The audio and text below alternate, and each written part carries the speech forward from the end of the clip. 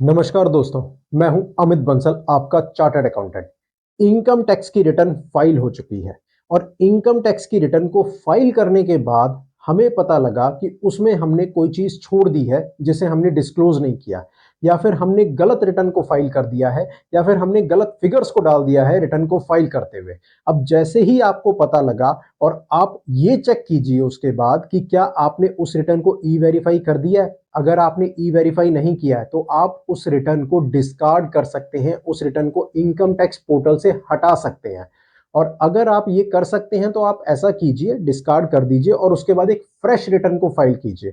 तो आपकी fresh return की फाइलिंग डेट ही उसके अंदर काउंट होगी और जो गलती आपने पिछली वाली रिटर्न के अंदर की थी उस गलती को यहां पर सुधार लीजिए।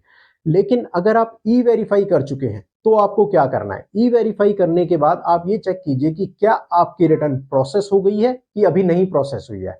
अगर नहीं प्रोसेस हुई है तो आप अपनी रिटर्न को 31 दिसंबर 2024 तक उसे रिवाइज कर सकते हैं। और रिवीजन के अंदर आपने जो भी गलती ओरिजिनल रिटर्न के अंदर की थी उस गलती को इसमें सुधार लीजिए। अब जब आपने अपनी ओरिजिनल रिटर्न फाइल कर दी या फिर आपने रिवाइज रिटर्न फाइल कर दी, तो दोस्तों अपने पोर्टल के ऊपर ये जरूर देख लें कि मोबाइल नंबर, ईमेल आईडी आप ही का अपडेट होना चाहिए, ना कि आपके कंसल्टेंट का या कि आपके अकाउंटेंट का या किसी और पर्सन का। क्यों?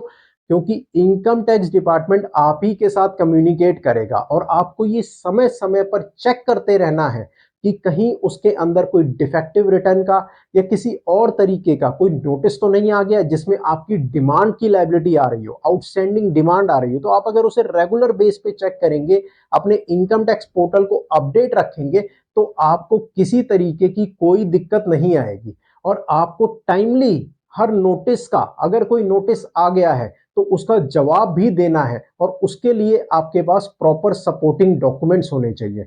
इसीलिए दोस्तों अपने जो भी आप डिडक्शंस वगैरह क्लेम करते हैं या इनकम टैक्स रिटर्न फाइल के अंदर जो भी फिगर्स वगैरह डालते हैं उसका बैक एंड डाटा आपके पास जरूर होना चाहिए। तो दोस्तों ये थी थोड़ी सी practical tips income tax return के फाइल करने के बाद की एक्टिविटीज हमें क्या करनी चाहिए।